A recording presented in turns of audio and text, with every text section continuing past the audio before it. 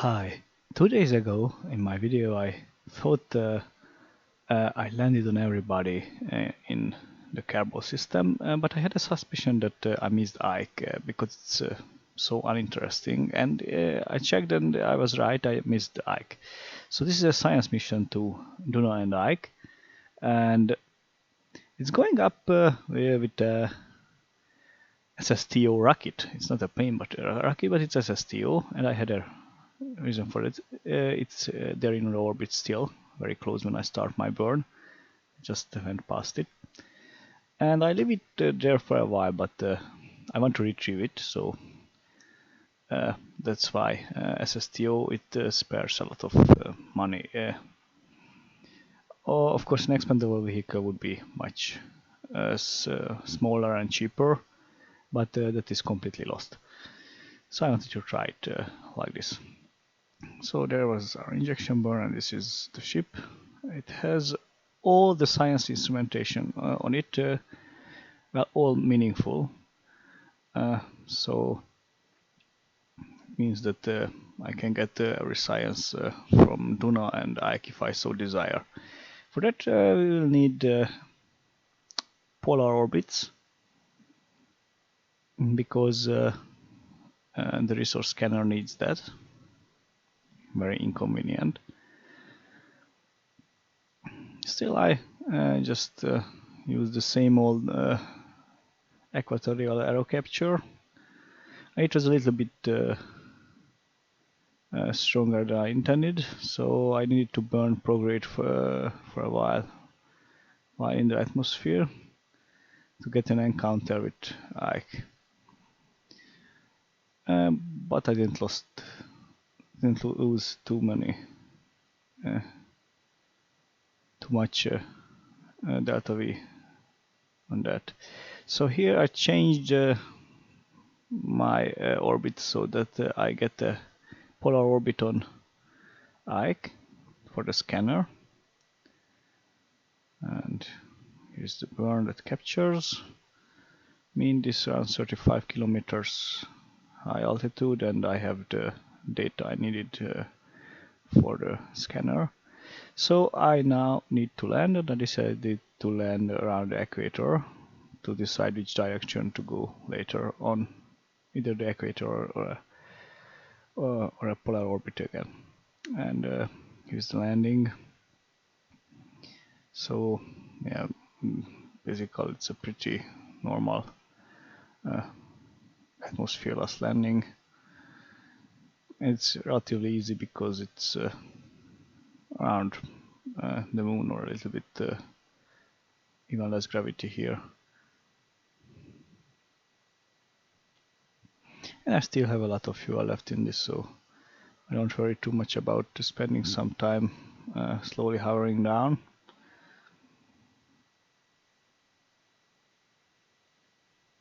And I finally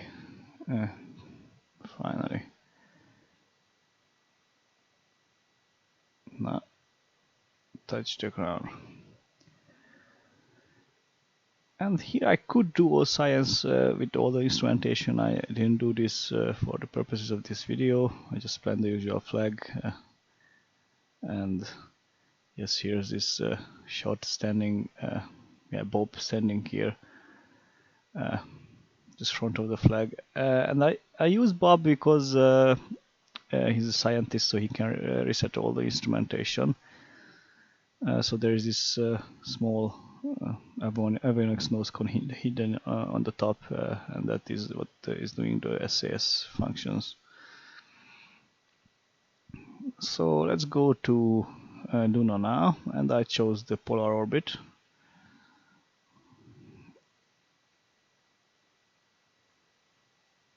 And of course, for that I have to fix my inclination, and for that I go far away so that my velocity is smaller.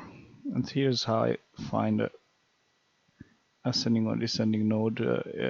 Simply look at the orbits when they are aligned from that point, and the intersection is the node. So this is how I did it. I could have used Kerbal Engineer, but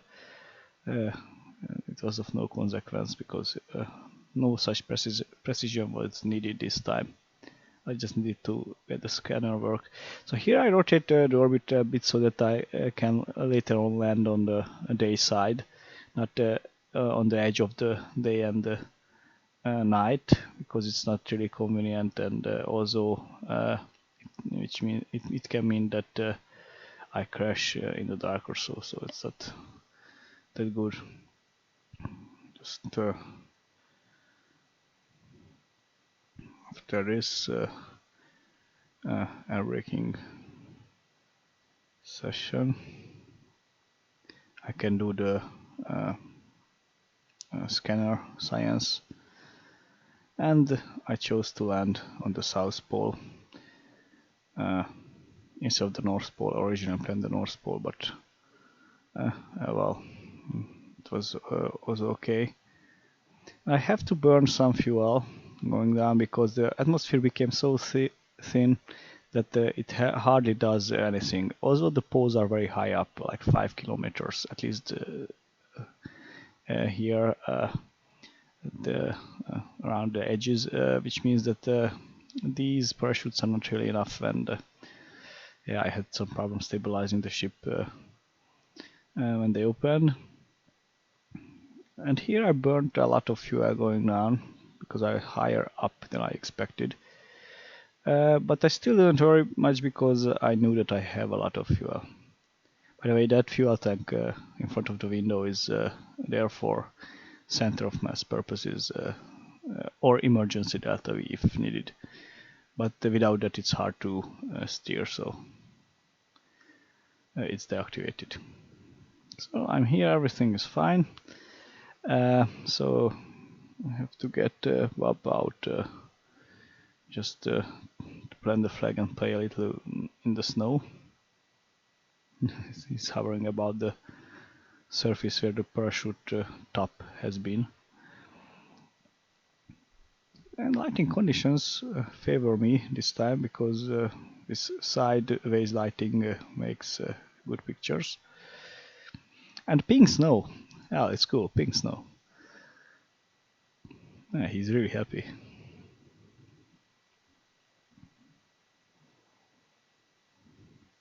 Again, I could have done all the science in orbit and here, but yeah, but it was not really important to do it in this video. It's just that adds boring minutes, and it's not really important. So go up. Now going up is problematic with this one because at a certain altitude I have to use the RCS to keep it stable. Also, at some point I was so concentrating on the RCS that I forgot to detach the fuel tank. I should have done it around here. But instead of like half a minute, I was still burning with the tanks on. Maybe they stabilized a little bit, but I'm not sure. Anyway, I lost a lot of delta V here. And here I started to worry somewhat. Still, the RCS fuel was running out pretty fast, and I needed some reserve because of the landing back on Carbon. So yeah, it was getting harder than I thought it would be. So I finished the circularization, but I didn't want to stay in polar orbit because it's hard to ignite an injection burn that way. So I used the Ike after some careful planning to do a plane change and have an around equatorial orbit. But this had a side effect that I was on a collision course with Duna, and that of course is not very good in itself. So I had to spend some fuel to change course to fix this, and I also lost some fuel here because I was burning in radial direction for too long instead of prograde. Here is again and fixing playing completely with the intersection of the two planes. And And then I had to wait, and it is probably very boring for Bob to sit there in this lander. I could have just stayed on the surface.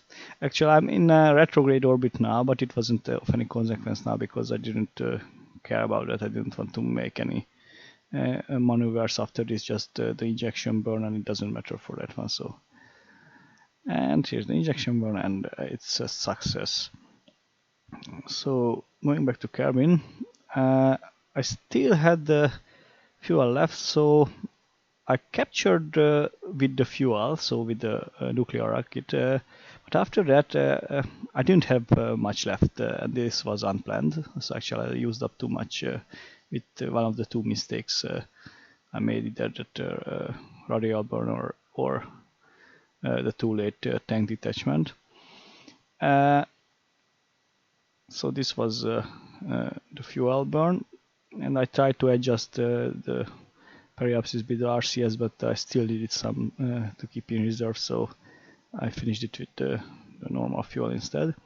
After that, there's a usual air braking in several passes between 45 and 50 kilometers because I was cautious that Science Junior doesn't really like heat, and on 45 kilometers in the first pass it really gets hot, so I just kept this 47 or so altitude.